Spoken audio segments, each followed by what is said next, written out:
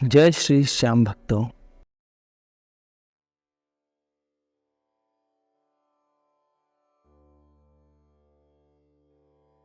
मैंने पूछा, क्या हुआ? इतना क्यों हंस रहे हो?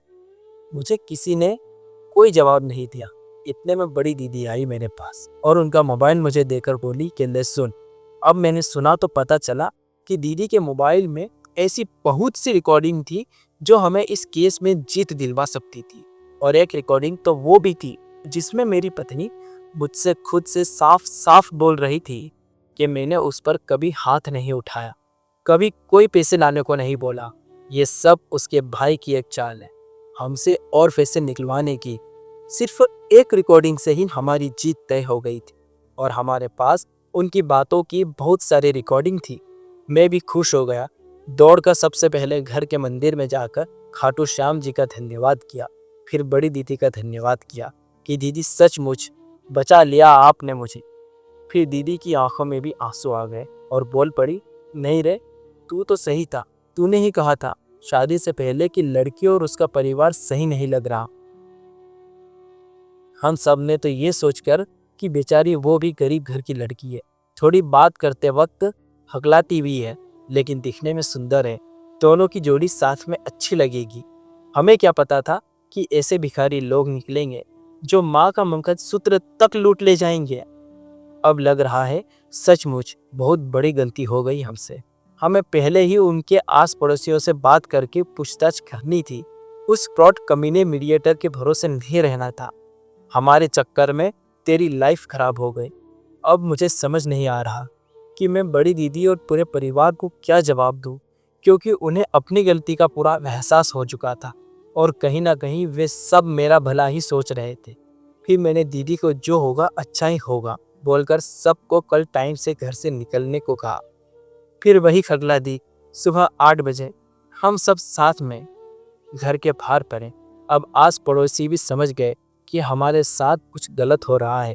इतने में एक आंटी हमारी मम्मी के पास आकर पूछने लगी, क्यों बड़ी माँ, क्या हुआ?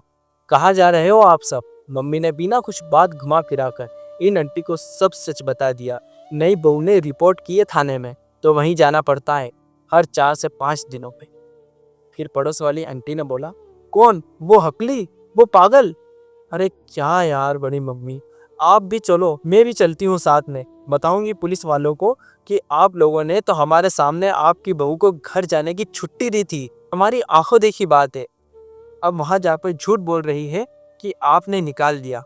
ये लड़का तो हमारे सामने बड़ा हुआ है, क्या हम नहीं जानते हैं कि ये कैसा है? हम सब आपके साथ है बड़ी मम्मी, जब बोलोगी तब चलेंगे उन पुलिस वालों को बताने कि वो लड़की खुद कैसी है। यह सुनकर मम्मी की आंखों में आंसू थे और चेहरे पर मुस्कुराहट भी कि चलो, हमारे पास पड़ोसी तो हमारे साथ है। हमने उनका हाथ जोड़कर धन्यवाद किया और कहा कि जब भी आप सबकी आवश्यकता लगेगी हम आपको जरूर बताएंगे। अब तो है हमारे पास कुछ सबूत, वही दिखाने महिला थाने जा रहे हैं। इतना बोलकर हम सभी अपने घर से निकल गए उनके शहर के लिए। फिर वही सब वहां पहुंचकर ऑटो किया और पहुंच गए महिला पुलिस स्टेशन। वहां जाकर देखा तो आज मैडम हमसे पहले ही आ चुकी थी, तो हम सब डायरेक्ट मैडम के ऑफिस में पहुंच गए। मैडम से जैसे ही बात की, मैडम ने हम सबको एकदम से ये बोलकर शॉक्ड कर दिया, आप लोगों की पक्की रिपोर्ट हो चुकी है। अब आप लोगों को पहले थाने से फिर कोर्ट से जमानत करवानी होगी।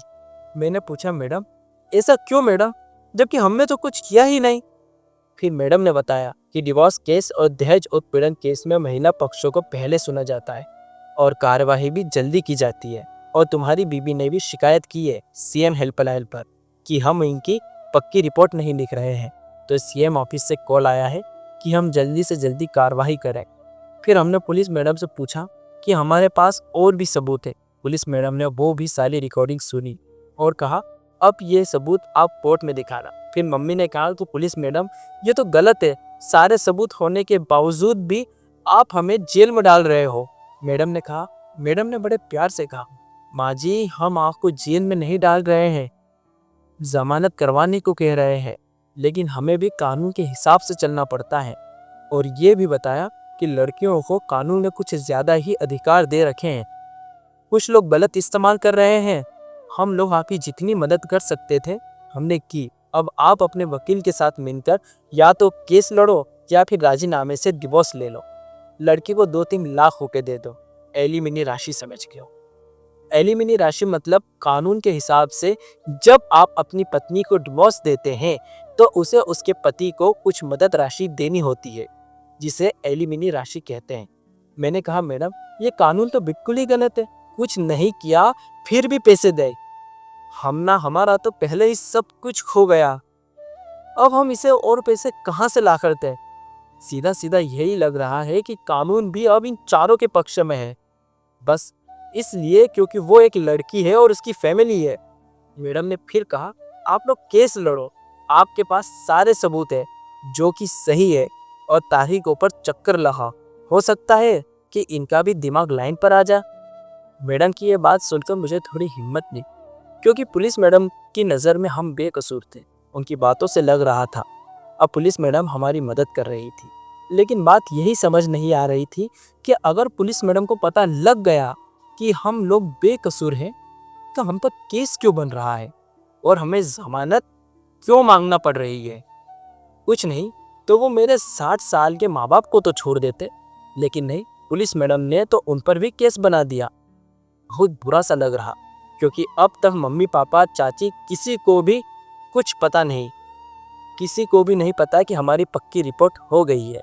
अब कुछ समझ नहीं आ रहा कि आगे क्या होगा, हमें आगे क्या करना है। लाइफ में पहली बार पुलिस स्टेशन आएगी और हम पर इतना बड़ा झूठा केस भी बन चुका था। मैंने पुलिस मैडम से पूछा मैडम अब यहाँ से ज़मानत के लिए भी वकील को बुलाना पड़ेगा? मैडम ने कहा यहाँ से तो आपकी ज़मानत हो जाएगी, लेकिन कोर्ट से आपको ज़मानत वकील ही दिला पाएगा। फिर मैंने पूछा मैडम कुछ पैसे के लेंगे क्या? मैडम ने कहा बस जो फाइन होगा वही देना पड़ेगा, ज़्यादा कुछ नहीं, 2-3 हज़ार में ज़मानत हो जाएगी, क्योंकि पुलिस ये मानती है कि तुम लोगों ने कोई अपराध नहीं किया।